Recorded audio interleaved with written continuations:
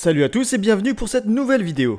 Pour ceux qui ont cliqué sur la vidéo sans faire attention, je vais spoil le dernier chapitre de My Hero Academia, donc je vous conseille fortement de quitter la vidéo. C'est en quelque sorte un retour sur le chapitre 362 où j'exposerai 5 théories concernant la fin du chapitre. Donc encore une fois, je vous conseille de ne pas regarder la suite de la vidéo si vous n'êtes pas à jour. Il y a des spoils très importants et j'insiste bien là-dessus. Bref, maintenant que c'est dit, commençons. Si vous étiez pas présent, j'ai fait un live réaction du chapitre dans lequel j'ai exposé plusieurs théories sur comment Bakugo peut être sauvé. Parce que selon moi, il va pas mourir malgré tous les éléments qu'Horikoshi a mis en place pour nous faire croire en sa mort. Évidemment, je suis conscient que son état est plus que critique et qu'il est censé mourir après avoir vu son cœur se faire déchirer. Mais même s'il a un énorme trou dans la poitrine, faut pas oublier que beaucoup de personnages ont eu des blessures très graves et ont survécu.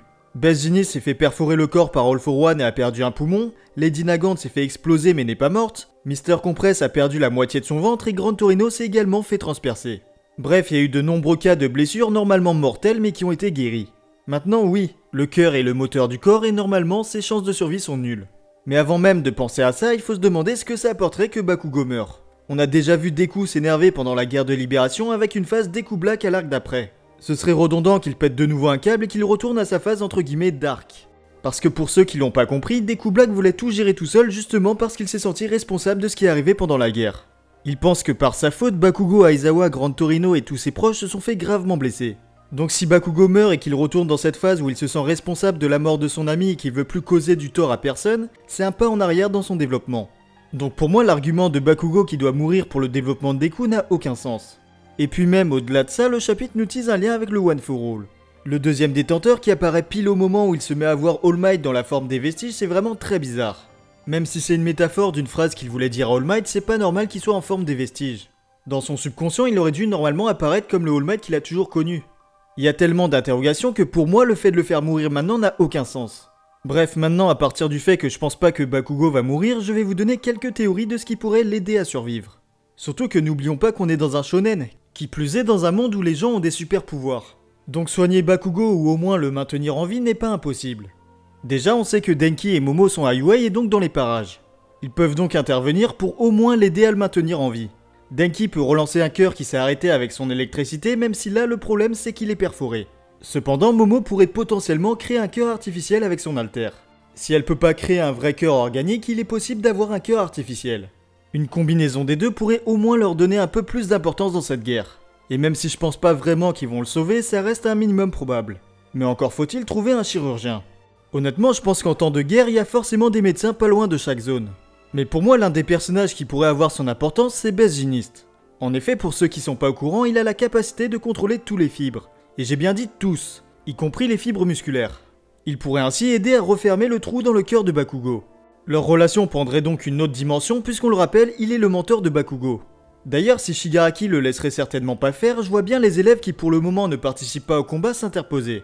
Best Jeanist permettrait donc de le maintenir en vie jusqu'à ce qu'il ait de vrais soins. Et je dis bien le maintenir en vie et non le sauver.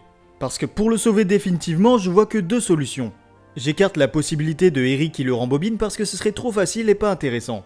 Je sais que des gens y pensent, mais franchement ça m'étonnerait fortement qu'une gamine de 6 ans soigne tous les personnages blessés pendant la guerre. Pour moi, les deux solutions les plus probables sont le deuxième détenteur et All Might. Commençons par le deuxième détenteur qui semble lié d'une certaine manière à Bakugo. Il y a cette page que je trouve très bizarre à l'époque où la classe A cherchait à ramener Deku à UA.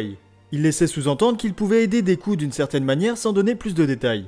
J'ai gardé la phrase dans un coin de ma tête et c'est que maintenant que je peux ressortir cette scène. D'autant plus qu'il apparaît dans le chapitre au moment où Shigaraki alias All for One se souvient de la seule personne qui n'avait pas le One for All et qui lui a posé des problèmes. Bakugo lui rappelle donc le deuxième détenteur qui n'avait peut-être pas encore le One for All lorsqu'il a affronté All for One. Chose très intrigante surtout quand on voit Bakugo discuter avec All Might dans sa forme des vestiges. Normalement il est censé apparaître sous cette forme seulement dans les vestiges du One for All. Et pourtant Bakugo peut le voir.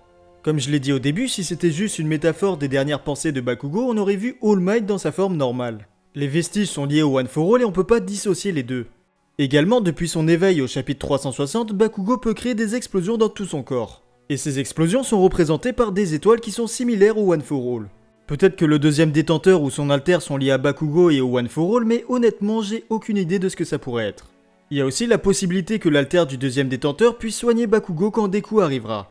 Mais pour être honnête, je pense pas vu qu'il a déjà expliqué qu'il était trop dangereux. Je vois pas pourquoi un alter de soin serait dangereux. Enfin, la dernière possibilité que je vois serait par rapport à All Might. Dans une théorie que j'ai faite il y a quasiment 2 ans, j'évoquais le fait qu'il puisse mourir en héros en donnant son cœur à Deku. Mais la théorie est désormais plus appropriée pour Bakugo. D'autant que s'il donne son cœur à Bakugo, une partie de sa conscience vivrait en lui. Il serait donc à la fois auprès de Deku dans les vestiges, mais également auprès de Bakugo. Peut-être que lorsque All for One parlait de greffe d'organes, c'était un foreshadowing. Et puis même en termes de symbolique, ce serait super beau. All Might donnerait une partie de soi à Bakugo et une autre partie à Deku avec le One for All. Surtout qu'on n'a pas vu All Might depuis 10 chapitres et voir qu'il n'a eu aucune réaction concernant le combat de Bakugo m'attriste un peu. On a bien vu Aizawa réagir et je vois pas pourquoi on verrait pas All Might. Je pense que les communications sont brouillées seulement pour Deku, mais que All Might peut voir le combat à travers les écrans. Ça me paraît donc bizarre qu'on n'ait rien vu. Peut-être justement pour préparer une scène beaucoup plus grosse le concernant. Parce que son rôle dans le dernier arc ne peut pas être juste de regarder les écrans et donner des indications.